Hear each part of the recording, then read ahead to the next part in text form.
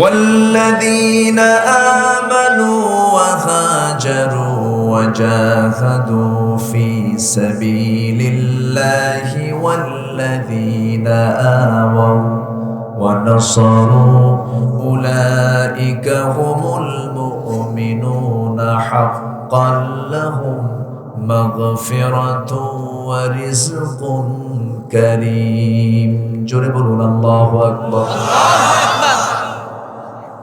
আল্লাহ রাব্বুল আলামিন বলেন সূরাতুল আনফালের শেষ আয়াত 74-75 শেষ দুটি আয়াত আল্লাহ রাব্বুল আলামিন বলছেন যারা এক নাম্বার কাজ যারা ঈমান আনবে আমি তাদেরকে সার্টিফিকেট দেব ঈমানের সার্টিফিকেট মুমিনের সার্টিফিকেট দেব এক নাম্বার হলো তাকে ঈমান আনতে হবে ভালো করে হয়তো বলবেন হুজুর আমরা কি ঈমান না এনে বসে আছি নাকি আমরা তো ঈমান এনেছে আপনি আবার ঈমান আনতে বলেন আমার দেশে বহু লোকের নামই আছে ঈমান আলী আছে না নাম হলো ফজর আলী কিন্তু সকাল ঘুম থেকে উঠে 10টার দিকে নাম কি রাখছে ফজর আলী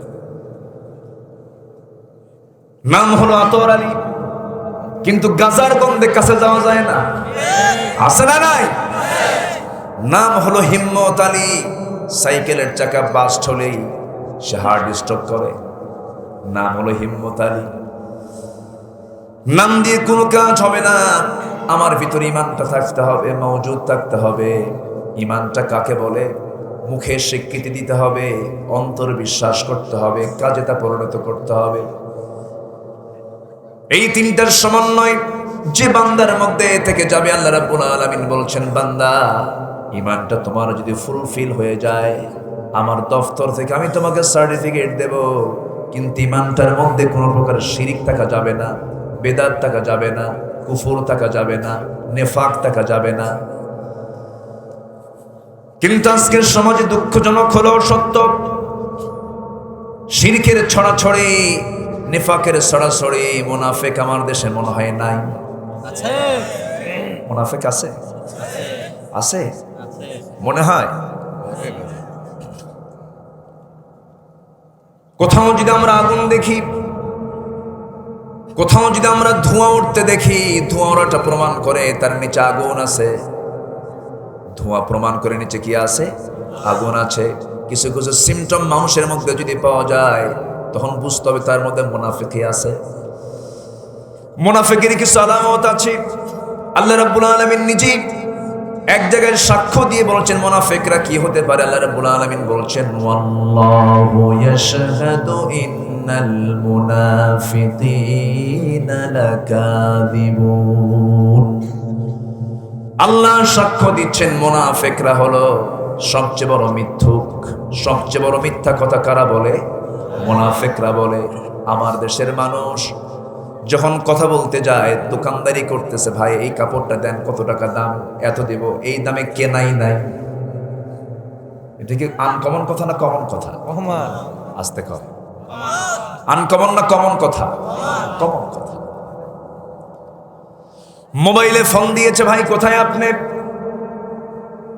আপনি আছেন ফেরিঘাটি ফোন দিয়ে বলতেছে আপনি ভাই কোথায় ভাই আমি তো জাহান্নামের চৌরাস্তায় আমি কি ভুল বলতেছি কথায় কথায় মিথ্যা কথা বলি একটা প্রশ্ন করব আমরা এই পৃথিবীতে একজন মানুষ জীবনে তার মুখ থেকে একটা মিথ্যা কথাও কৌতুক করে বের হয় নাই তিনি কে মুহাম্মদ সাল্লাল্লাহু আব্বা এটা আওয়াজটা দেওয়া যায় না কিন্তু দিতে নিয়ে আবার যে চোঁ চোঁ করে ও নিজেও আবার ওয়াজ করে একটু বাড়ায় দাও না আপনাদের ভাষাগুলো এত সুন্দর জানেন বিশেষ করে যশোর তারপরে চুয়াডাঙ্গা মেহেরপুর এই এলাকার ভাষাটা হচ্ছে পৃথিবীর সেরা ভাষা আলহামদুলিল্লাহ বলবেন না এত মিষ্টি করে কথা বলার মতো মানুষ বাংলাদেশে কোথাও নেই তাই না খুব সুন্দর করে কথা বলে নোয়াখালীর ভাষা মানে আরো সুন্দর নাকি বোঝেন ওরা পানিকে হানি কর আল্লাহ পাক হয় না কয় আল্লাহ ফাক দারুণ জটিলতা চিড়াং থেকে এক বন্ধু আমার ফোন দিছে নাম হলো মুখতার সালাম দিয়ে বলে আসসালামু আলাইকুম বর্দা আই মুখতার হতে আন্না হড়ে কিছু বুঝতেছে এত জটিল বাংলা, কথার কথা বলছি, রূপক ভাবে বলছি। আমার তো মনে হয় মালাকুল মউত বুঝবে না, এমনি কথা বলছি। এত জটিল, অনেক গ্রামার, তাও তাদের মায়ের ভাষা, তো তাদের কাছে সেটাই সুন্দর। কিন্তু বাংলা নাই তার মধ্যে। বাংলা আছে যশোরে, বাংলা আছে মেহেরপুর, চুয়াডাঙ্গায়, আলহামদুলিল্লাহ। এত সুন্দর করে কথা বলে, এই জন্য আমি এলাকায় আসলে আমি ভয় পাই, কারণ আমার চাইতে আপনাদের ভাষা সুন্দর। আলহামদুলিল্লাহ, জোরে বলি আলহামদুলিল্লাহ। এটা আপনারা মার সূত্র থেকে পেয়েছেন। এলাকায় রিক্সাওয়ালাকে আর প্রফেসরকে বোঝা কঠিন, সবার ভাষাই যাক, বুঝবো কেমন, সবাই সাধু ভাষায় কথা বলে। তো আমাকে সময় দেওয়া যাচ্ছে তো নাকি ইনশাআল্লাহ? জি, হ্যাঁ, আমার ভাষা আরো মজা? না না না, এটা আমাকে অর্জন করতে হয়েছে, হয়তো আমাকে এটা চেষ্টা করতে হয়েছে। আপনার চেষ্টা করা লাগে না, আলহামদুলিল্লাহ। বিনা চেষ্টায় আপনি অটোমেটিক ভালো, মার পেট থেকে। সম্মানিত ভাইয়েরা, তাহলে একজন মানুষের জীবনে মিথ্যা নাই, তিনি কে? মুহাম্মদ সাল্লাল্লাহু। আমরা কার উম্মত? মুহাম্মদ সাল্লাল্লাহু আলাইহি ওয়াসাল্লাম। মনে মিছা কথা কই? উম্মত কেমনে হলাম? কত এটা কাজের উম্মত না ওয়াকাজের উম্মত? খালি মিছা কথা। মিথ্যা কথা বলা যাবে না। এক সাহাবী এসে বললেন, ইয়া রাসূলুল্লাহ, আমাকে বেশি আমল দিবেন না, আমি মাত্র একটা আমল করে যেতে চাই। রাসূল বললেন, তোমাকে আমি একটা আমলই দেব, আজকের থেকে তুমি আর কোনোদিন মিথ্যা কথা বলবা না, যাও। নতুন দিন গ্রহণ করেছেন, তার মধ্যে 3টা বদ অভ্যাস ছিল: চুরি করা, জিনা করা, মদ্যপান করা। এক রাতে চুরি করে নবীর কাছে সকালবেলা গিয়ে হাজির হয়েছেন। রাসূল বললেন, সাহাবী, গত রাতে তুমি কোন ঘরে ঢুকছিলে? হুজুর, জীবনের চুরি করব না। দ্বিতীয় রাতে মদের বোতল হাতে নিয়েছিলেন, সকালবেলা নবীর কাছে হাজির হয়েছেন। রাসূল বললেন, ও আমার সাহাবী, গত রাতে তুমি কি করেছো? হাতে কিসের বোতল নিয়েছিল? হুজুর, আল্লাহর কসম করে বলি, আজকের থেকে আর মদের বোতলটা হাতে নেব না। নাম্বার 3, তৃতীয় রাত্রিতে তিনি কি করলেন? কোন এক নারীর কাছে গেলেন, সকালবেলা নবীর কাছে গিয়েছেন। রাসূল বললেন, ও সাহাবী, গত রাতে তুমি কোন ঘরে ঢুকেছিলে? সাহাবীর চোখে পানি টলমল করছে, চোখের পানি ফেলতে ফেলতে বলছেন, ইয়া রাসূলুল্লাহ, আল্লাহর কসম করে বলি, আজকের থেকে সকল জিনার কাজ বন্ধ করে দিলাম। জোরে বলি সুবহানাল্লাহ, আরো জোরে বলি সুবহানাল্লাহ। আল কিযবু উম্মুল খাতিআত, মিথ্যা হলো সকল পাপের মা। আজকে সব জায়গায় মিথ্যা কথা। বলুন তো, একটা প্রশ্ন করি, আমার দেশে মানুষ বেশি না চোর বেশি? ভালো করে রাখো। মাসনুন, আমার স্নেহধন্য, আমার অনুজ, 2017 সালে হজে দেখা, খুব ভালো কথা বলেন উনি। আমি মনোযোগ দিয়ে আমি তার আলোচনা শুনেছি। প্রশ্ন করলাম, উত্তরটা কিন্তু দিলেন আপনি চোর বেশি। তাহলে আমরা মানুষ কিন্তু এখনো হতে পারিনি। মানুষ কখনো মিথ্যা কথা বলতে পারে না, ঠিক কিনা? মিথ্যা কথা বলে কারা? চোরেরা। মিথ্যা কথা বলাই তো চুরি। আজকে মিথ্যা রাজত্বে আমরা বসবাস করছি। এত মিথ্যা কথা মানুষ বলতে পারে, জলজান্ত মিথ্যা কথা বলে। চোর বেশি না বলবো না, কেন বলবো না? চোর মসজিদে যাবেন, টাউনের সিটির মসজিদগুলোতে গেলে যদি নতুন জুতা যদি আপনার হাতে থাকে, পায়ে থাকে, সেই নতুন জুতা হাতে নিয়ে যদি মসজিদে ঢোকেন, আপনি আগে না জুতা আগে? আলোকের খাওয়া, জুতা আগে রাখতে হবে। জুতা যদি পিছনে রাখেন, সেজদায় তসবিহ হবে না, খালি মনে হবে জুতা আছে তো, জুতা আছে তো, এই চিন্তা করতে করতে কামসা। বাজারে যাবেন, সাইকেল রাখছেন, এইদিকে তাকাচ্ছেন, সাইকেল নেই। বাসে উঠে লক্ষ্মী বাসা থেকে আপনি যাবেন নড়াই, লোকাল বাসে উঠেছেন, মোবাইল হাতে আছে, মানি ব্যাগ আছে, পকেটে রাখছেন, 2 হাত পকেটের মধ্যে থুইয়া রাখা লাগে, আজ থাকবে তো? তাহলে মানুষ বেশি না চোর বেশি? গত বছর মাহফিল ছিল আমার চিটাগাং, পতেঙ্গা মাহফিল। আলোচনা শেষ করে, মনোজাত শেষ করে ফিরে আসবো আমি, মঞ্চ থেকে নামার সময় দেখি আমার জুতা নাই। এমন ওয়াজ শুনছে আমার জুতা নাই। কথা কি বুঝতেছেন আপনারা? তায়েফে মাহফিল 2017 সালের দিকে তায়েফে গেছি, মাগরিব থেকে এশা পর্যন্ত বয়ান করলাম। এশার নামাজ পড়ে বের হব, শুনলাম একজনের জুতা চোরা নাই। তো ভাবলাম এই দেশেও জুতা চোর আছে। পরে দেখি জুতা চোর বের হয়েছে মেড ইন বাংলাদেশ। কথা কি বোঝা যায়? আমার কোন দিন ভালো হবে? যদি প্রশ্ন করি দেশের নামাজি বেশি না বেনামাজি বেশি? বলেন, নামাজি বেশি না বেনামাজি বেশি? বেনামাজি বেশি, নামাজি তো নাই। আজকে জুমার দিন চলে গেল, বুকটা ফেটে যায়।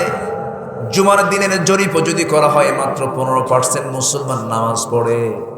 আর 5 ওয়াক্তের যদি হিসাব করা হয়, মাত্র 5% এদেশের মুসলমান নামাজ পড়ে। অথচ নাম ইমান আলী, মোহাম্মদ মুজাহিদুল ইসলাম, শহীদুল ইসলাম, শরীফুল ইসলাম, সুন্দর সুন্দর নাম, কিন্তু নামাজ পড়ে না।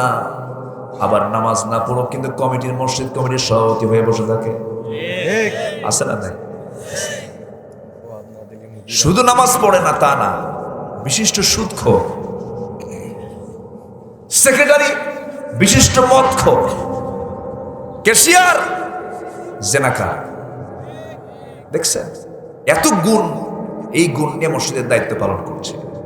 আছে না? আছে, মানে আসতে বলবেন না, আছে না? নয়।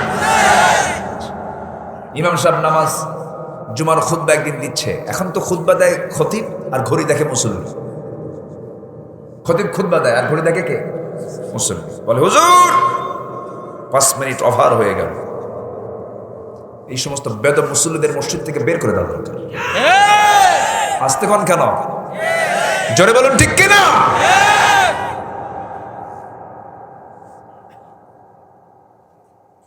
যে মুসল্লির আওয়াজ ইমামের আওয়াজের চাইতে বেশি হবে, সেটা বেয়াদব, ওর নামাজি হবে না।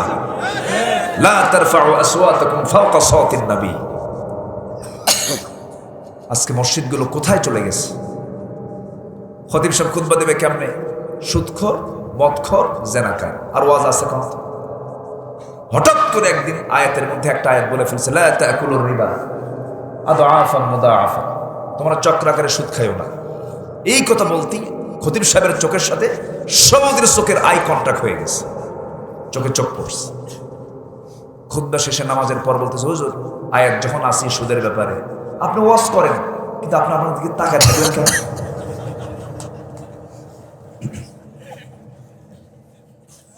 রাগ করতেছেন আপনারা?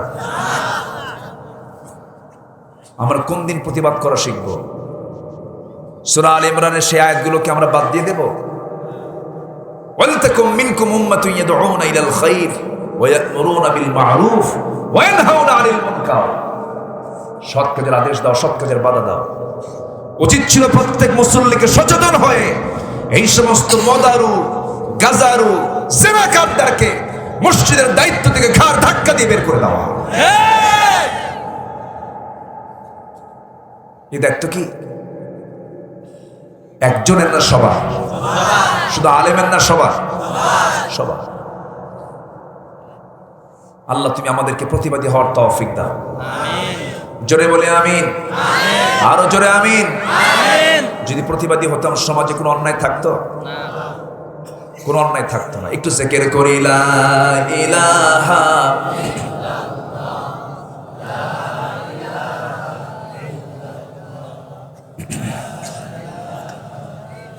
আরো জোরে লা ইলাহা ইল্লাল্লাহ সুবহানাল্লাহ আলহামদুলিল্লাহ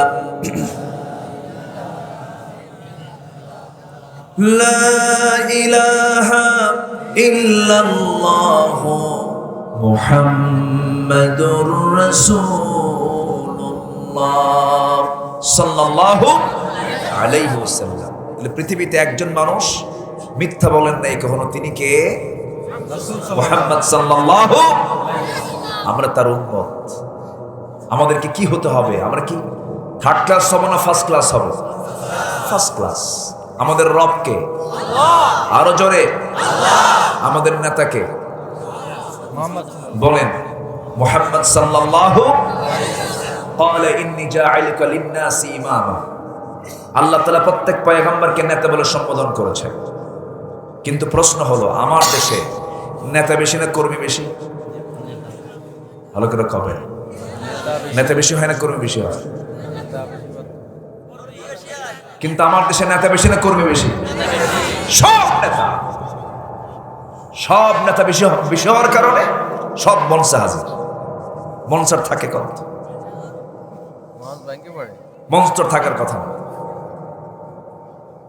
সম্মানিত ভাইয়েরা, সম্মানিত বন্ধুগণ, মসজিদে যান। আমার নবীজি মসজিদ থেকে নেতৃত্ব দেওয়া শুরু করেছেন। নেতৃত্ব তাকেই দিতে হবে যার নামাজ আছে। যে নেতার নামাজ নাই, সেই নেতৃত্বের মুখে আমরা জুতা মারি। রাজি আছেন কারা কারা? হাত উঁচু করে দেখেন মুসলমান। কেউ তো স্লোগান দেয়, একবারই হয়ে গেল।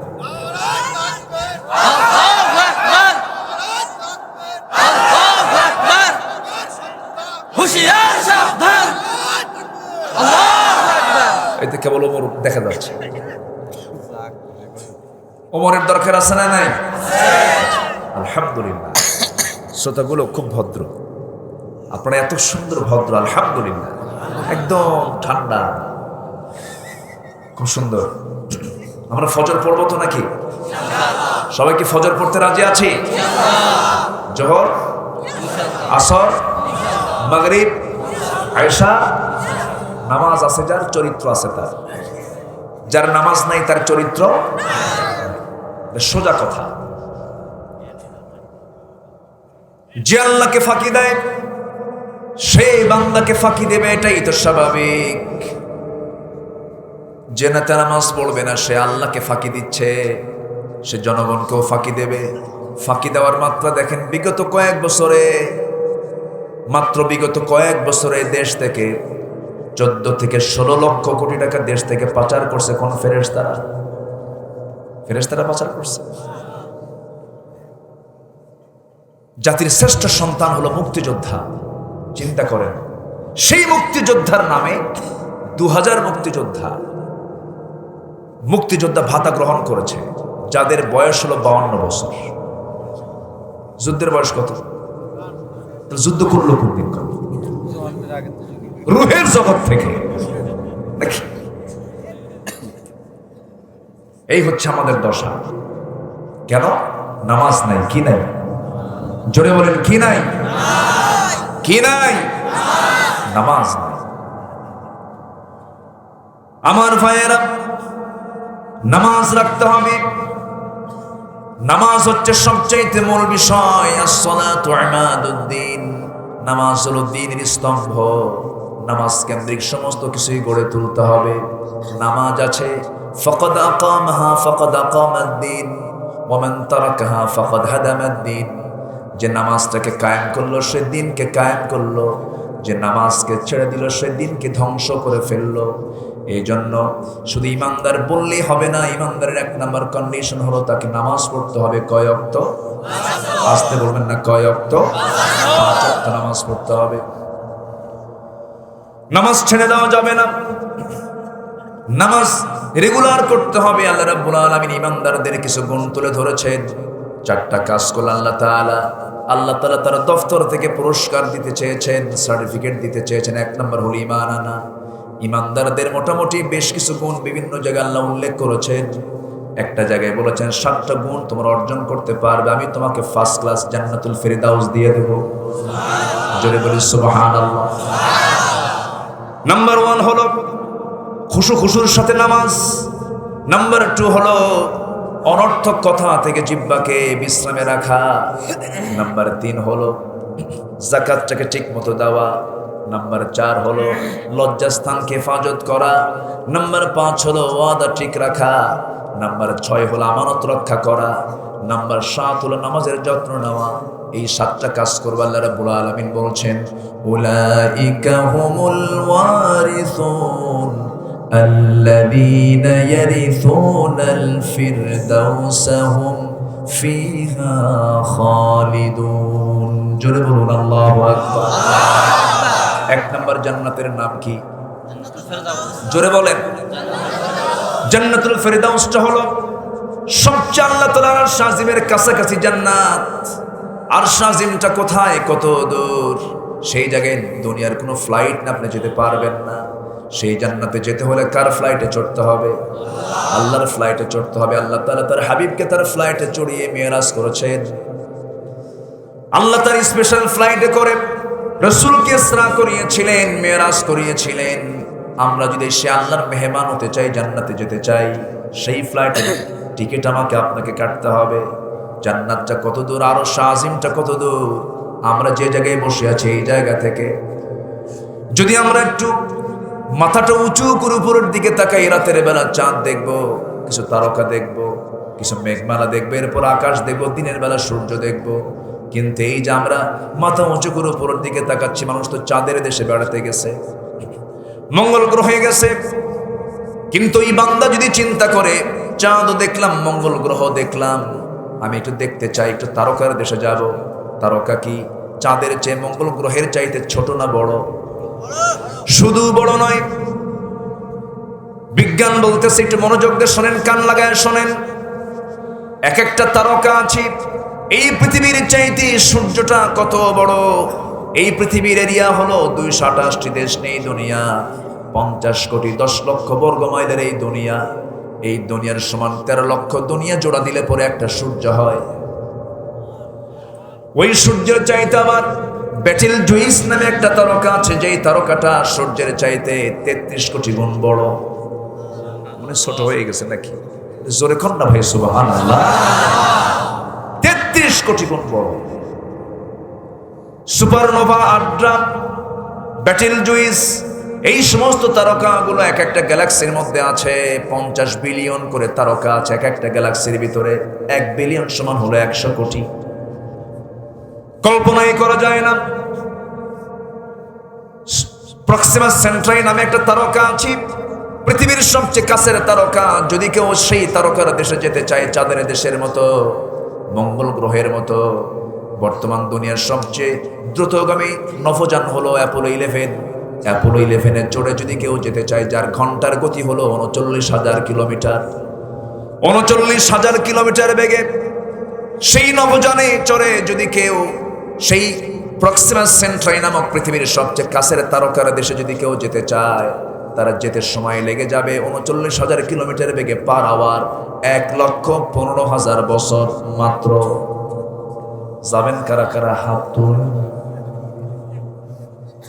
সম্ভব? আজ থেকে সম্ভব? সম্ভব। আমার বন্ধুগণ, এই তো গেল মহাশূন্য। এরপরে আছে আকাশ, এরপরে আরেকটা আছে মহাশূন্য, এরপরে আকাশ, এরপরে মহাশূন্য, এরপরে আকাশ, এরপরে মহাশূন্য। 7টা আসমান জমিনের মালিককে বলেন, সাবআ সামাওয়াতের মালিককে বলেন, সাবআতু আবহুর, 7 সমুদ্রের মালিককে বলেন। সে আল্লাহ তাআলা আরশ আজিম হলো 7টা আসমানের উপরে আরশ আজিম। আল্লাহ বলছেন, বান্দারে, আমার পছন্দের বান্দা হবি, আমি আরশ আজিমের পাশে আমি তোকে জান্নাতটা দিয়ে দেব। জান্নাতের চাবি কি বলেন? জোরে বলেন। আল্লাহওয়ালা হতে হবে। আল্লাহ তাআলা আমাকে একটা ছেলের সন্তান দান করেছেন। আমি কখনো বলি না আল্লাহ তুমি তাকে অনেক বড় করো, আলেম বানাও, জগৎ খ্যাত কিছু বানাও। আমি তা আগে বলি না। আমি আজকে আমার দিলের কথা বলি। আমি আগে বলি, আল্লাহ আমার সন্তানকে তুমি আল্লাহওয়ালা বানাও।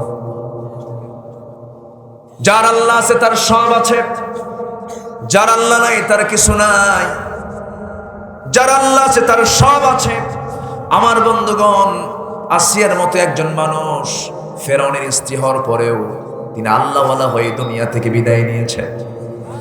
ফেরাউনের ঘরে থেকেও ঈমান আছে না নাই বলেন? আর আমরা মুসলিম ঘরে থেকেও আমরা ঈমান আনতে পারি না ভালো করে। আসিয়া ফেরাউনের ঘরে, কি কঠিন একটা চ্যালেঞ্জ। কালিমা পড়ে দিন গ্রহণ করলেন, তাওরাত কিতাবটা রেগুলার স্টাডি করেন। ফেরাউন বলল, আসিয়া তোমার কি মাথা খারাপ হয়েছে নাকি? কি যেন তুমি কি চিন্তা করতেছো? আসিয়া বলছেন, স্বামী গো, রবের সন্ধান করে করে রবকে আমি পেয়েছি, আমি কালিমা পড়ে মুসলমান হয়ে গেছি। ফেরাউন বলছে, আসিয়া তুমি কি বলতেছো? আমার রাষ্ট্রে তো প্যাঁচ লেগে যাবে, তুমি আমার ঘরের মানুষ।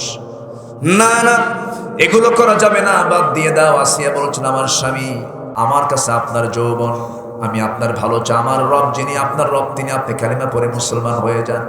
ফেরাউন বলছেন, না না, আমার এই মিশর জনপদে আমার আইন ছাড়া কোনো আইন চলবে না। এমন কথা বলার মতো লোক এখনো আছে না নাই? আল্লাহর আইন চলবে না, একমাত্র আমার আইন চলবে। এদের কথার মধ্যে আর ফেরাউনের কথার মধ্যে কোনো তফাৎ আছে নাকি? আসিয়া আলাইহিস সালাতু ওয়াস সালাম অনড় থাকলেন, রব্বুনাল্লাহু সুম্মা ইসতাকামু, টিকে থাকলেন আসিয়া আলাইহিস সালাতু ওয়াস সালাম। শেষ পর্যন্ত বলা হলো, আসিয়া তুমি কি করবে বলো? আসিয়া শুধু একটা কথাই বলে দিলেন, আমার স্বামী, আমি আপনাকে সম্মান রেখে বলি, হাসতে হাসতে দুনিয়া থেকে বিদায় নিয়ে নেব, কিন্তু বাতিল শক্তির কাছে মাথা নত করব না, ঈমান ছাড়তে পারবো না, ঈমান ছাড়তে পারবো না। আসিয়া আলাইহিস সালাতু ওয়াস সালাম সেই সময় করলেন কি, অনড় থেকে গেলেন। ফেরাউন চিন্তায় পড়ে গেছে, হামানকে ডাক দে, বলে, হামান রে, কোনো বুদ্ধি তো পাচ্ছি না, তুই আমারে বুদ্ধি দিয়ে দাও। ফিরআউন ওয়া হামান ওয়া জুনুদাহুমা, ফেরাউন ফেরাউনকে বলতেছে, শোনো, ঘরের শত্রু বড় শত্রু, বুকের শত্রু বড় শত্রু, আসিয়াকে শেষ করে দাও। জল্লাদ রেডি করে ফেলা হলো, শেষ পর্যন্ত তাকে দুনিয়া থেকে বিদায় করে দেওয়া হবে। আসিয়া আলাইহিস সালাতু ওয়াস সালামের কাছে রাষ্ট্রের সকল ফ্যাসিলিটি ছিল, সমাজের যশ খ্যাতিও ছিল, সম্মান ছিল, ইজ্জত ছিল, দুনিয়ার সমস্ত নাজ নিয়ামত ছিল। সকল কিছুকে বাইনাস করে সবচেয়ে আপন বানিয়ে নিয়েছেন একমাত্র, কেবলমাত্র, শুধুমাত্র কাকে? আসতে বলবেন না, কাকে? আল্লাহকে। আল্লাহকে কাছে নিয়ে নিলেন। জল্লাদ সামনে রেডি হয়ে গেল, করাত দিয়ে তার মাথার কাছে নিয়ে আসতেছে। এমন সময় আসিয়া আলাইহিস সালাতু ওয়াস সালাম একটা দোয়া পড়েছেন, সেই দোয়াটা আল্লাহর কাছে এত পছন্দের দোয়া বলে গণ্য হয়েছে। তার কিতাব ছিল তাওরাত, অথচ তার দোয়াটা স্থান পেয়েছে কোরআনে কারীমের মধ্যে। জোরে বলুন সুবহানাল্লাহ। সূরা তাহরিম আল্লাহ রাব্বুল আলামিন বলেন, রব্বি বিনি লি ইনদাকা বাইতান ফিল জান্নাহ ওয়া নাজ্জিনি মিন ফিরআউনা ওয়া আমালিহি। ও আল্লাহ, তুমি আমার জন্য বানায় দিবা একটা ঘর। কয়টা ঘর বলেন? চাহিদাও বেশি না, মাত্র একটা ঘর তুমি আমাকে জান্নাতের মধ্যে দিবা, কিন্তু সেই ঘরটা যেন হওয়া চাই তোমার ঘরের দেওয়ালের সাথে। যেরকম সুবহানাল্লাহ, তোমার ঘরের দেওয়ালের সাথে। কার ঘরে? কার ঘরে? আল্লাহর ঘরে। আমি কি শেষ করে দেব? দুই একজন করে যে যাচ্ছে না। ও চাপ, নিম্ন চাপ। নিম্ন চাপ যদি হয় সমস্যা নাই, কিন্তু ঊর্ধ্ব চাপে কেউ যায় না। ঊর্ধ্ব চাপ হলো বিড়ি খাওয়া চাপ, এই চাপও কিন্তু কম। গতকালকে আমার মাহফিলে ওসি মহোদয় বসে আলোচনা শুনেছেন, ফার্স্ট টু লাস্ট। আমার ডান পাশে ছিলেন একজন জজ ছিলেন বসা, একদিকে জজ আর একদিকে ওসি সাহেব। তো ওসি আমাকে আলোচনার আগে বলে দিলেন, হুজুর, একটু দুটো বিষয় নিয়ে আপনি কথা বলবেন, আমার যেটা বেশি লক্ষণীয় সেটা হলো মাদক নিয়ে কথা বলবেন, আর আত্মহত্যার পরিমাণটা বেড়ে গেছে, এই দুটো বিষয় নিয়ে আপনি একটু কথা বলবেন। আমার দেশে মাদকের পরিমাণ এখন কমেছে না বেড়েছে?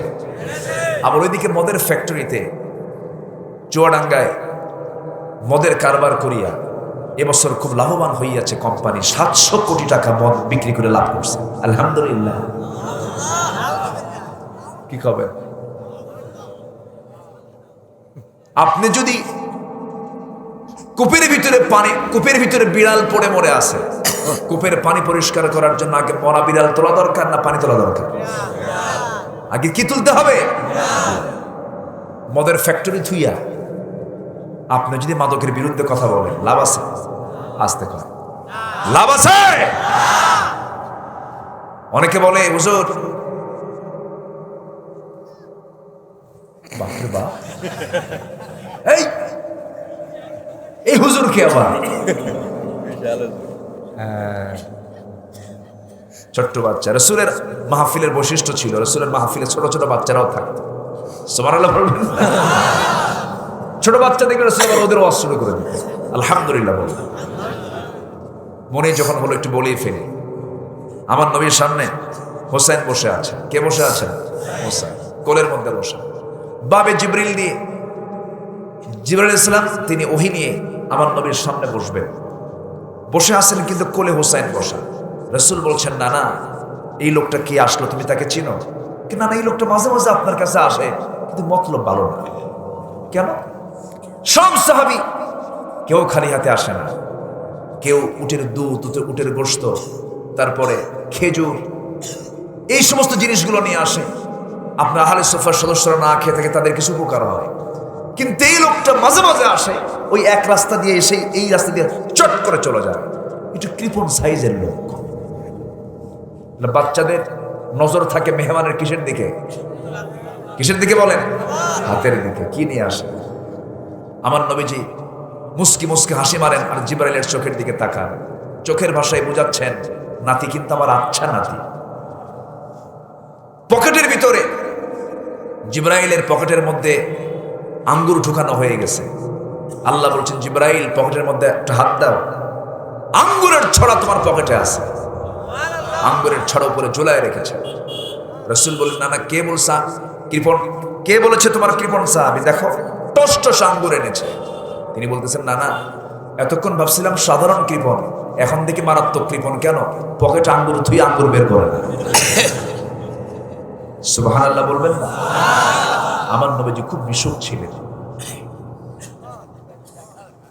কোন আসরে বাচ্চাদেরকে ধমক দিবেন না, মসজিদে যেতে বাধা দিবেন না। কিছু মুরব্বী আছে, বাচ্চারা মসজিদে গেলে পরে চোখ এরকম বড় বানায়, চোখ বড় বানাবেন না।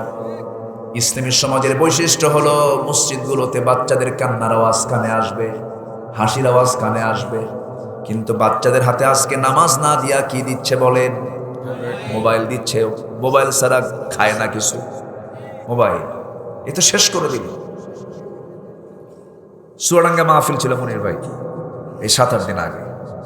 খাইতে বসছি তো বলতেছে, হুজুর আপনার বাড়ি কোথায়? বাড়িওয়ালা বলতে বললাম যে আমার বাড়ি তো উত্তরবঙ্গে, বগুড়ায় বাড়ি, জন্মস্থান বগুড়া, থাকি ঢাকায়। হুজুর আপনার এলাকায় তো আমার মেয়েকে বিয়ে দিয়েছে। কোথায়? ঠাকুরগা। ঠাকুরগা তো আমার বাড়ি থেকে আরো 200 মাইল দূরে। আমার বাড়ির ধারে কোথায় থাকবে? হুজুর ওখানে বিয়ে দিয়েছে। বললাম যে কোথায় চুয়াডাঙ্গা আর কোথায় ঠাকুরগা? এত দূর আপনার মেয়ে গেল কেমনে? কেমনে কে? এটা তো ঘটক কে? হুজুর ঘটক কি? বলতেছে, হুজুর 3 দিন হলে খুঁজি, মেয়ে পাই না। 3 দিন কোনো খবর নাই। হঠাৎ করে একদিন রিংটোন বেজে উঠছে। বলতেছে, আব্বা রাগ করো না, সব শেষ করে দিয়েছি, বিয়ে শাদী শেষ, ফিনিশিং, দোয়া করো তোমরা। কোথায় আছিস মা? কে ঠাকুরগা।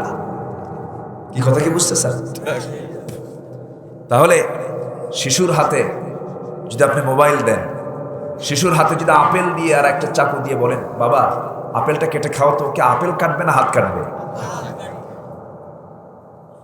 তাহলে আজকে জেনে নিলাম মোবাইলের অপর নাম কি? ঘটক। এখন মোবাইলের অপর নাম কি বলেন? দিবেন না। শেষ। কত প্রবাসীর বউ যে অন্যের বউ হয়ে গেছে মোবাইল দিয়ে। আমি কি ভুল বলতেছি? আমি কি ভুল বলছি? এগুলো কি কথা বলার দরকার আছে না? হ্যাঁ ঠিক আছে, একটা পয়েন্ট আসছে। বাচ্চারা মসজিদে যাবে না কেন? কিছু কিছু দাদা নানা আছে বাচ্চাদেরকে স্নেহই করতে জানে না। দেখবেন খালি চোখ রাঙা, এরকম চোখ বড় করে আর ধমক দেয়। নাতিরাও মনে মনে করে, বুড়া তুই মরবি কোনদিন, কুলখানি খাবে। এটা উচিত না। আমার নবীজি ঘন্টার পরে ঘন্টার সময় দিয়েছেন। ওই ছোট্ট বাচ্চা আমার আলোচনা একটা অন্যদিকে নিয়ে চলে গেছে। একটু বলেই ফেলি, আমার নবীজি মাঝে মাঝে সেজদায় চলে যেতেন। হোসেন রাদিয়াল্লাহু তাআলা আনহু নবীর পিঠে গিয়ে বসতেন সেজদা অবস্থায়। কয়েক মিনিট পার হয়ে যেত, রাসূল সেজদা থেকে উঠতে পারতেন না, বিরক্ত হতেন না, রাগও করতেন না। নামাজ শেষে বলতেন, নানা রে, তুই আজকে আমার ঘাড়ে চড়ে আমার সেজদাটাকে লম্বা বানায় দিয়েছিস। নবীজি কখনো বিরক্ত হন নাই, বরঞ্চ বলেছেন, ছোটদেরকে যারা স্নেহ করবে না, বড়দেরকে যারা সম্মান করবে না, ফালাইসা মিন্না, সে আমার কেউ না, সে আমার কেউ না। বাচ্চাদেরকে মারা যাবে না কখনো। শিশুদের হাতে হাত তুললে আল্লাহ বেজার হয়ে যান। শিশুদের প্রশ্ন বেশি হয়। আমার নবীজি মসজিদে নববীর ভিতরে সাহাবায়ে কেরামকে নিয়ে আলোচনা করছিলেন। সেই দরজার সামনে, মসজিদের দরজার সামনে এসে হুসাইন নবীর সঙ্গে দেখা করবেন। দরজায় দাঁড়ানো এক সাহাবী বলছেন, হুসাইন তুমি কোথায় যাও? নবীর সঙ্গে দেখা করবো আমি, নানার সঙ্গে দেখা করবো আমি। সাহাবী বলছেন, না তুমি এখন যেতে পারবে না, গেলে পরে নবীজির সমস্ত বয়ান বন্ধ করে তোমাকে নিয়ে খেলা শুরু করে দিবেন, তুমি এখন যাইও না। সঙ্গে সঙ্গে হুসাইনের চোখ গেছে বড় হয়ে, বড় করে বলতেছে, এই চাচা, তোমরা যে নবীর কথা বসে বসে শোনো, সেই নবীর চাইতে কি আমার দাম কম নাকি? রাস্তা ছাড়। আল্লাহু আকবার বলবেন। হুমকি মেরে দিয়েছেন। প্রচন্ড মেধাবী ছিলেন হুসাইন রাদিয়াল্লাহু তাআলা, যেমন বাবা তেমন সন্তান। আলীও তো কম ছিলেন না, মাঝে মাঝে নবীর সঙ্গে কথা বলতেন। একদিন খেতে বসেছেন, সবাই মিলে খেজুর খাচ্ছেন। সাইয়েদনা আলীও খাচ্ছেন, রাসূলও খাচ্ছেন, সাহাবীরাও খাচ্ছেন। আমার নবীজি খেতে খেতে রাসূল মজা করে করে একটা করে খেজুর খান, আর বিচিগুলো জামাই আলীর সামনে রেখে দেন। একটা করে খেজুর খান, বিচিগুলো আর জামাই আলীর সামনে রেখে দিয়ে খাওয়ার শেষে বলছেন, দেখো ও সাহাবীরা, আমরাও খেজুর খেলাম, আলীও খেজুর খেলো, দেখো ওর সামনে কতগুলো বিচি, সব আলী একাই খাইছে। আমার নবীজি মজা করে বললেন, মজার উত্তরে আলীও কম না। তিনি বললেন, হে আমার ভাইয়েরা, এতক্ষণ ধরে আমাদের রাসূল আমাকে যে ব্যাপারে কথা বলেছেন, আমার বেশি খাওয়াটা মানায়। আমি একজন আসাদুল্লাহিল গালিব, আমার বাহুবল দরকার, তরবারির সাথে নিয়ে শক্ত করে মোকাবেলা করা দরকার। আমি বেশি খাই, আমার বেশি খাওয়াটা মানায়। কিন্তু আমরা সবাই খেজুর খেয়েছি এক সিস্টেমে, বিচি ফেলে দিয়েছি, খেজুরগুলো খেয়ে নিয়েছি। আর রাসূল যে খেজুরগুলো খেয়েছেন, সমস্ত খেজুরগুলো বিচি সহ খাইছেন, প্রমাণ তার সামনে একটা বিচিও নাই। সাইয়েদনা আলী এত মেধাবী ছিলেন, তাকে কেউ ঠকাতে পারে নাই, কোনোদিন ঠকাতে পারে নাই। কথায় তার সঙ্গে কেউ জিততে পারতো না। তিনি কয় নাম্বার খলিফা ছিলেন? বলেন কয় নাম্বার? আমাদের এগুলো জানার দরকার আছে না? 4 নাম্বার খলিফা ছিলেন। প্রথম খলিফার সময় কোনো গন্ডগোল হয় নাই, দ্বিতীয় খলিফার সময় তেমন কোনো কিছু হয় নাই, তৃতীয় খলিফার সময় একটু হয়েছিল, চতুর্থ খলিফার সময় সিফিন পর্যন্ত গড়ালো। যখন সিফিন পর্যন্ত গড়ালো, সেই সময় তাকে প্রশ্ন করা হলো। কিছু সাহাবীরা প্রশ্ন করছেন, ভাই আলী, প্রথম 3টা খলিফার সময় এত জটিলতা সৃষ্টি হলো না, আপনার সময় জটিলতা সৃষ্টি হলো কেন? তিনি বলছেন, শোনো, প্রথম খলিফা আবু বকরের পাশে আমি আলী ছিলাম, দ্বিতীয় খলিফা ওমরের পাশে আমি আলী ছিলাম, তৃতীয় খলিফা ওসমানের পাশে আমি আলী ছিলাম, চতুর্থ খলিফা আলীর পাশে আমি আলী নাই বলেই গন্ডগোল লাগছে। দেখছেন, উত্তর দিয়ে ফেলে দিয়েছে। প্রচন্ড মেধাবী ছিলেন। তার ছেলে হলো হুসাইন।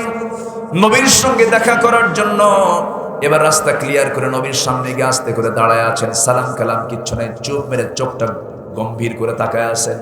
রাসূল বলছেন, নানা রে, তোমার মনটা খারাপ দেখলাম, আমি টের পাই। কেন, তোমার নানা কি হয়েছে বলো তো? কেন নানা, আমার কি কোনো দাম টাম নাই? আমার কি কোনো ইজ্জত নাই? আমি তোমার কাছে আসতে চাই, আমাকে আসতে দিতে বাধা দেওয়া হয় কেন? আমার কি কোনো মূল্য নাই? অবশ্যই তোমার মূল্য আছে, তুমি তো আমার নাতি, কে তোমাকে বাধা দিয়েছে? এবার তিনি বলছেন, নানা শোনো, আমি তোমাকে আজকে কিছু সিরিয়াস কথা বলবো, মন খারাপ করা যাবে না। কি বলবে নানা, বলো। আমি তোমার চাইতে বড়। রাসূল বলেন, তুমি আমার চাইতে কেমনে বড়? আমি তোমার চেয়ে বয়সে বড়, জ্ঞানে বড়, যোগ্যতায় বড়। তুমি নাতি, আমি নানা, সব দেখি আমি বড়, তুমি আমার চাইতে কেমন করে বড় হলে? এবার হোসেন বলছে, নানা সব বলবো, আমি জবাব দেব, 3টা শুধু প্রশ্ন করব, তুমি শুধু উত্তর দিবা। বলো নানা, কি প্রশ্ন? এবার বলছে, নানা প্রশ্ন করব, শর্ত হলো তোমার সকল সাহাবীকে আমার সামনে হাজির করো। সকল সাহাবীকে নবীজি মসজিদের মধ্যে নিয়ে বলছেন, নানা কি প্রশ্ন করবে বলো। নানা তুমি বলো তো, আমার বসার জন্য সবচেয়ে প্রিয় জায়গা কোনটা, প্রিয় আসন কোনটা? রাসূল বলেন, আমার বুক। এবার বলছেন, নানা তুমি শুয়ে পড়ো। রাসূলকে শোয়া ফেললেন, লাফ মেরে গিয়া নবীর বুকের উপরে বসে বলছে, নানা বেশি প্রশ্ন করব না। নাম্বার 1 প্রশ্ন, নানা তুমি বলো তো তোমার বাপের নামটা কি?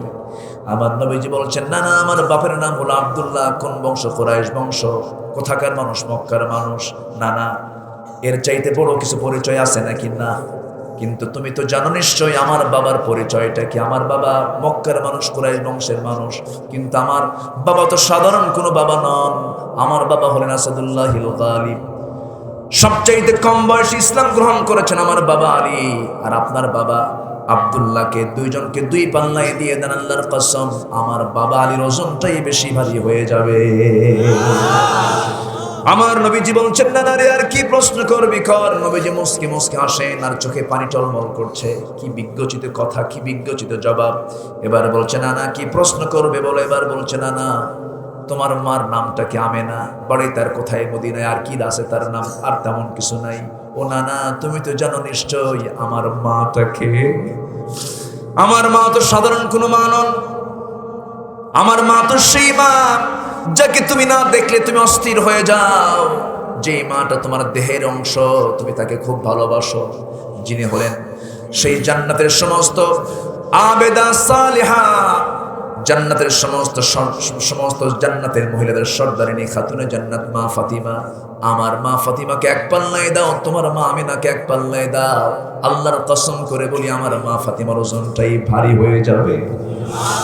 নবীজি দারুণ দারুণ খুশি হয়ে গেছেন। নাতির মুখের কথাগুলো শুনে আশ্চর্য হয়ে যাচ্ছেন, কি সুন্দর করে কথা বলে আমার নাতিরে। এবার বলছেন, নানা রে আর কি প্রশ্ন করবি বল। এবার বলছে, নানা তুমি বলো তো তোমার নানার নামটা কি? তোমার নানাকে তুমি বলো। আমার নবীজি সঙ্গে সঙ্গে চোখের পানি ফেলতে ফেলতে বলছেন, আমার নানার নাম হলো ওয়াহাব জোহরি। বাড়ি তার কোথায়? মদিনায়। কি করতেন? ব্যবসা করতেন। এতটুকুই তার পরিচয়, শেষ। নানা, ও নানা তুমি কি জানো তোমার আমার নানার পরিচয়টা কি? তুমি তো নিশ্চয়ই জানো আমার নানাটাকে। আমার নানার দাম আর তোমার নানার দাম তুমি একটু চিন্তা করে দেখো। আমার নানা হলেন সর্বকালের সর্বযুগের সর্বশ্রেষ্ঠ মানুষ, জনাবে মুহাম্মদুর রাসূলুল্লাহ সাল্লাল্লাহু আলাইহি ওয়াসাল্লাম। আমার নানাকে এক পাল্লায় দাও, তোমার নানা ওয়াহাব জোহরিকে এক পাল্লায় দাও। আল্লাহর কসম আমার নানার ওজনটাই বেশি ভারী হয়ে যাবে। আমার নবীজি চোখে পানি আটকাতে পারলেন না। সঙ্গে সঙ্গে নাতিকে বুকের সঙ্গে জড়িয়ে ধরে কপালে গণ্ড দেশে চিবকে ঠোঁটের মধ্যে ঠোঁট ঢুকায় দিয়া চুমা চুমা দিয়া ভরা দিয়ে বলছে, নানা রে, রসুল হওয়ার পর আজকে তোর কাছে যুক্তির কাছে আমি তোর কাছে হেরে গেছি রে বাজা। আমার ভাইরা, বিশ্বনবীর এই চরিত্রগুলোকে সমস্ত শিশুদের কানে দেওয়ার দরকার আছে না নাই? মুসলমানদের হৃদয় হৃদয় দেওয়ার দরকার আছে না নাই? মুসলমান শিখবে, রাসূলুল্লাহর চরিত্র সে দেখে শিখবে। কিন্তু আজকে সেই সিলেবাস এগুলো সংযোজন না করে ঢুকায় দেয় বানর, ঢুকায় দেয় বানর, ঢুকায় দেয়। আমার ভাইয়েরা, আলোচনা তো বহু দিকে চলে যায়। আমি মূল পয়েন্টের দিকে আবার ফিরে যাচ্ছি, একটু কান লাগায় শোনেন। আমরা সার্টিফিকেট নেব কার কাছে? আসতে বলবেন না, কার কাছে? এক নাম্বার কাজ করব, আমরা ঈমান আনবো ফ্রেশ। জোরে বলি ইনশাআল্লাহ। ওয়াল্লাযীনা আমানু ওয়া লাম ইয়ালবিসু ঈমানাহুম বিযুলমিন উলাইকা লাহুমুল আমনু ওয়া হুম মুহতাদুন।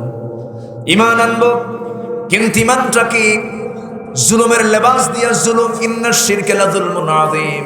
জুলুম মানে হলো শিরক, শিরকের দ্বারা আমরা আচ্ছাদন করব না। কিন্তু আজকের সমাজে শিরক আছে না নাই?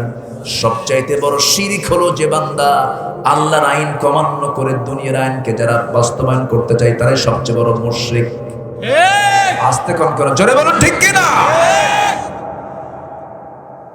শুধু আল্লাহর আইন চাওয়ার কারণে অনেক নিরপরাধ মানুষ আজকে চরম বিপদের সম্মুখীন হয়ে আছে, ঠিক কি না? আমরা এই দুনিয়া যার, আমরা আইন চাবো তার। এই দুনিয়া যার হবে, আমরা আইন চাবো কি? তারই। তাছাড়া অন্য কারো আমরা আইন চাবো যদি চাই, তাহলে শিরক হয়ে গেল। তাহলে কি হয়ে গেল? শিরক হয়ে গেল। শিরকের কাছে আমরা যাব না। জোরে বলি ইনশাআল্লাহ। নাম্বার 1 শেষ করলাম। ওয়াহাজারু, যারা হিজরত করবে। আমি আজকে, যদিও লোকজন খুব বেশি না, কিন্তু আমি আজকে আলোচনায় খুব মজা পাচ্ছি। আপনারা কষ্ট পাচ্ছেন জানি না, আপনারা বিরক্ত হচ্ছেন নাকি? বলি আলহামদুলিল্লাহ। মায়েরা কি মাহফিল আসছে? কোথায়? পাশে আছে মায়ের? আছে তাই? বলি আলহামদুলিল্লাহ। মায়েরা কি নামাজ কালাম পড়ে? কেমন পড়ে? হ্যাঁ, না পড়ার লোকও আছে। জি, নামাজ 5 ওয়াক্ত পড়তে হবে। স্বামীকে দাম দেয়, আস্তে আস্তে কয় যে আপনারা বউকে দাম দেন, বউয়ের কথা শোনেন, কিছুই কয় না। বউয়ের কথা শোনেন না, আমি তো শুনি, আপনি শোনেন না। ওই দেখেন, দেখছেন, বাধ্যতামূলক শোনা না, শুনে উপায় আছে নাকি? শুনতে হবে তো বইয়ের কথা। আমার নবীজিও শুনেছেন বইয়ের কথা, আলহামদুলিল্লাহ বলেন। আচ্ছা, এই রাজ্যে এমন কি কোনো স্বামী আছে যে বইয়ের কথা শোনে না? যার বউ শুনতে হবে কথা, উপায় নাই তো, উপায় নাই, কিন্তু কন্ট্রোল করতে হবে, ম্যানেজ করতে হবে। এক রাজা প্রজাদের মাঝে ঘোষণা করছে যে প্রজা বইয়ের কথা শুনবে, যে সমস্ত প্রজারা, তাদেরকে একটা করে ডিম দেওয়া হবে। আর যে প্রজা বইয়ের কথা শোনে না, তাকে একটা করে ঘোড়া দেওয়া হবে। গোটা দিন চলে যায়, বইয়ের কথা শোনে না এমন লোক খুঁজে পাওয়া যাচ্ছে না। এই বিকাল বেলায় সে এক লোক এসে বলতেছে, রাজা মশাই, জীবনে বইয়ের কথা শুনি নাই। রাজা বলতেছে, ঠিক আছে, আস্তা বলে একটা ঘোড়া আছে, নিয়ে যায়। কালো একখান ঘোড়া নিয়ে চলে গেছে সন্ধ্যার সময় বাড়িতে। বউ কালো ঘোড়া দেখে বলে, তোমার কি রুচি টুচি কিছু নাই? কি কালো ঘোড়া আনছো তুমি? কালো ঘোড়া মানুষ নেয়, যাও এটা চেঞ্জ করে লাল ঘোড়া নিয়ে আসো। বুঝতেছেন কথা? চলে গেছে। রাজ দরবারে গিয়ে বলছে, রাজা মশাই, ঘোড়া তো নিলাম ঠিক, কিন্তু কালারটা ঠিক হয় নাই। কেন? তো বউ আমারে বলে দিল এটাকে চেঞ্জ করে লাল ঘোড়া নেওয়ার জন্য। রাজা বলে, ঘোড়া থুইয়া ডিম নিয়ে আসে। সন্ধ্যার পরে রাজা এখন রানীর সামনে, রানী হাসে আর বলে, রাজা মশাই, বইয়ের কথা শোনে না এমন নাগরিক কি পাইছেন খুঁজে? কি খুব কম। অতএব রাজা মশাই, আমি রানী, আমি পরামর্শ দিই আপনাকে। সেই পরামর্শটা হলো, যারা বইয়ের কথা শোনে তাদেরকে ডিমের বাজেট না করে 5 কেজি করে চাল দেন, কিছু ভুগানো হবে। আচ্ছা ঠিক আছে। পরের দিন সকালবেলা উজিরদেরকে নিয়ে বৈঠকে বসে রাজা মশাই বলতেছে, একটা পরামর্শ কি, ওই ডিমটা না দিয়ে যারা বইয়ের কথা শোনে ওদেরকে 5 কেজি করে চাল দেওয়া হোক। এখন উজির এক মন্ত্রী বলেন, রাজা মশাই, এই পরামর্শ আপনাকে দিল কে? বউ আমার শিখায় দিল। কি কথা কি বোঝা গেল? বইয়ের কথা তো শুনতেই হবে, সবাই শোনে। এজন্য হেড অফিস হলো বউ। সেই বউটা ভালো হওয়ার দরকার আছে না নাই? আসতে বলবেন না, আছে না নাই? যার বউ ভালো সে বড় ভাগ্যবান।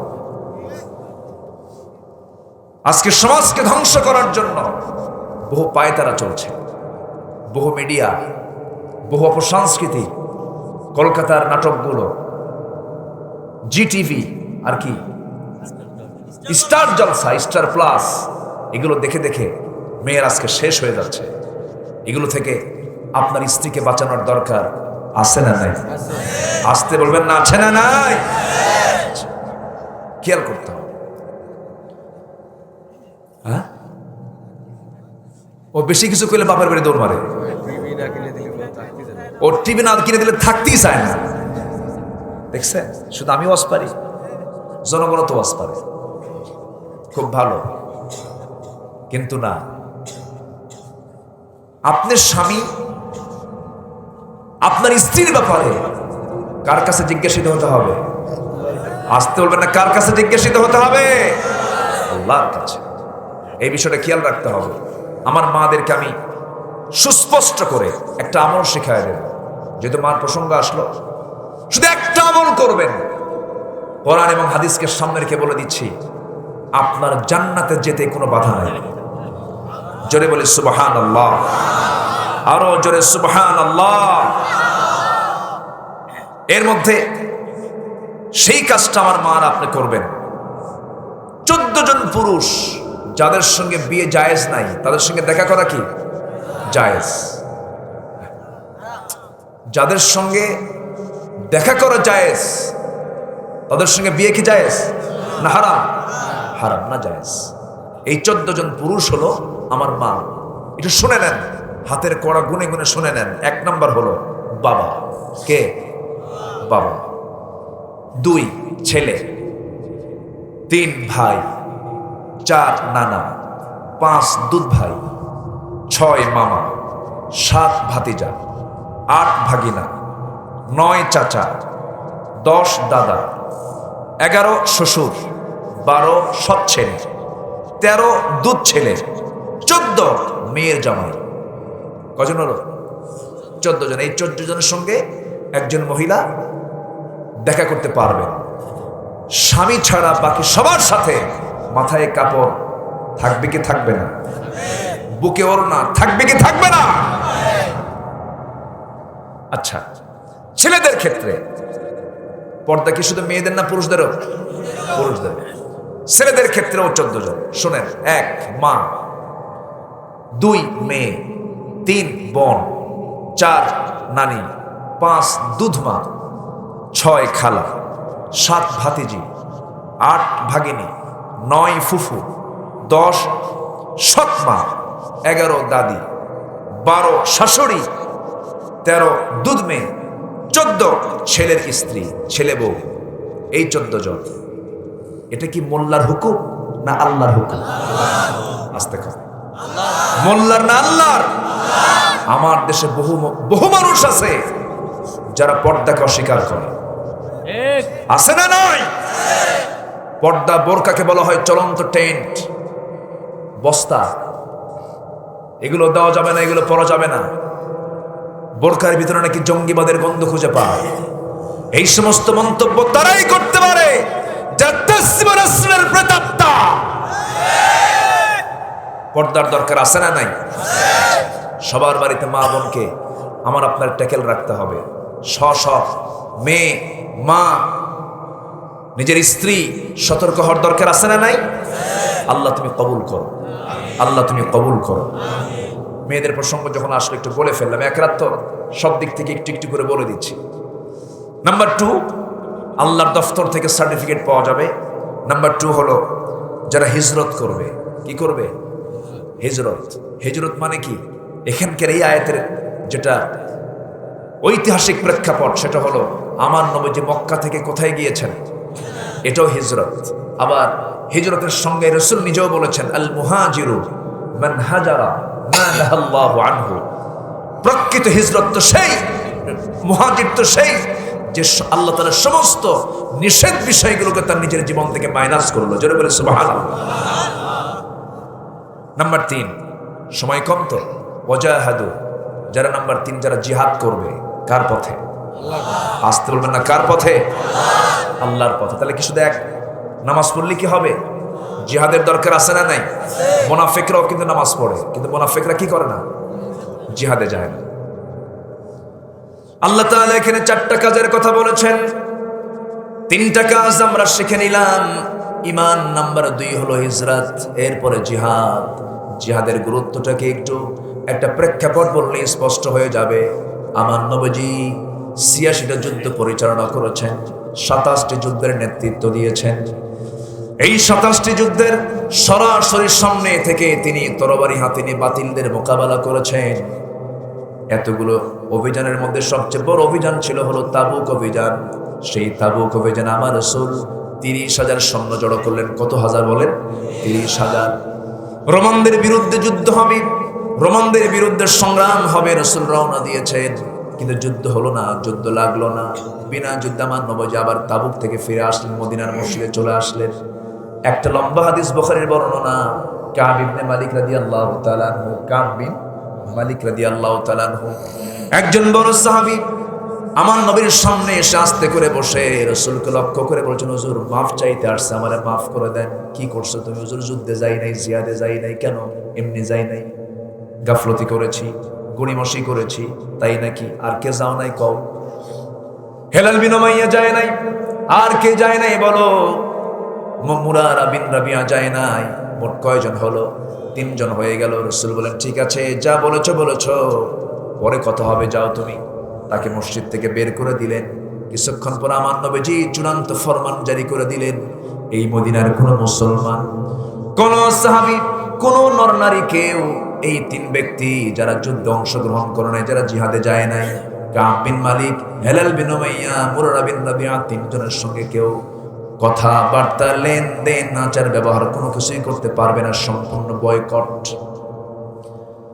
কাব বিন মালিকের কানে সংবাদ চলে গেল, আকাশ যেন ভেঙে পড়ার মতো হয়ে গেল। বাড়ির সামনে দরজায় গিয়ে দরজায় নক করছেন, আমার সন্তানের মা, আমার স্ত্রী, দরজা খোলো। ভিতর থেকে দরজা খুলতে নেই, স্ত্রী বলছে, স্বামী কি যেন শুনলাম, কানে রিপোর্ট আসলো, আপনার ঘর তো আমি দরজা খুলতে বাধ্য হব, তবে দরজা খুললাম সামনে দিয়া, পিছনের দরজা দিয়ে আমি বাইরে বের হয়ে যাব, কারণ যে ব্যক্তিকে রাসূল বয়কট করেছে, আমি বউ হয়ে আমি তাকে বয়কট করলাম। আল্লাহু আকবার বলবেন না? এটার নাম ইসলাম। এটার নাম কি? একই বাপের 4 সন্তান 4 দল করে, আছে না? 4 দল করে। যে দল ক্ষমতায় থাকে সেই ভাই 3 ভাইকে বলে 5 বছর তোরা নিরাপদ থাক। দিদি দিদি বেকারার হয়ে যাচ্ছেন এই 3 জন সাহাবী। 40টা দিন পার হয়ে গেল, আল্লাহর দরবার থেকে আয়াত নাযিল হয়ে গেল নবীর কাছে, ওয়া আলা সালাসাতিল্লাযিনা খুল্লিফু, ওই 3 জন যারা যুদ্ধের ময়দানে যায় না, হে রাসূল আপনি তাদেরকে না মাফ করলে আমি আল্লাহ তাদেরকে তাদের তওবা কবুল করে মাফ করে দিয়েছি। কিন্তু মাঝখান থেকে এই উম্মতের জন্য শিক্ষা আছে না নাই? আসতে বলবেন না, আছে না নাই? নামাজ পড়বা, জিহাদের তামান্না রাখবা না, নামাজ পড়বা, ইসলামী আন্দোলন করবা না, নামাজ পড়বা, আল্লাহর জমিনে দিন কায়েমের জন্য সংগ্রাম করবা না, তোমার মরণ হবে মুনাফিকের মরণ। ঠিক কি না? নাম্বার 3 হলো ওয়াল্লাযীনা আওয়াউ ওয়া নাসারু, যারা জিহাদ করবে তাদেরকে, যারা সাহায্য করবে তাদেরকে আল্লাহ তাআলা বলছেন, শোনো এই 4টা কাজ যারা করবে, সাহায্যকারী যারা হবে, এই 4টা কাজের জন্য আল্লাহ বলছেন উলাইকা হুমুল মুমিনুনা হাক্কা, এই সমস্ত মুমিনদেরকে আমি প্রকৃত মুমিনের সার্টিফিকেট দিয়ে দিলাম। জোরে বলুন সুবহানাল্লাহ। তাদের জন্য 2টা পুরস্কার, একটা পুরস্কার হলো লাহুম মাগফিরাহ, তাদের জন্য ক্ষমা। তাদের জন্য কি? সাধারণ ক্ষমা। কি ক্ষমা বলেন? সাধারণ ক্ষমা। আমাদের গুনাহ নাই, আস্তে কর।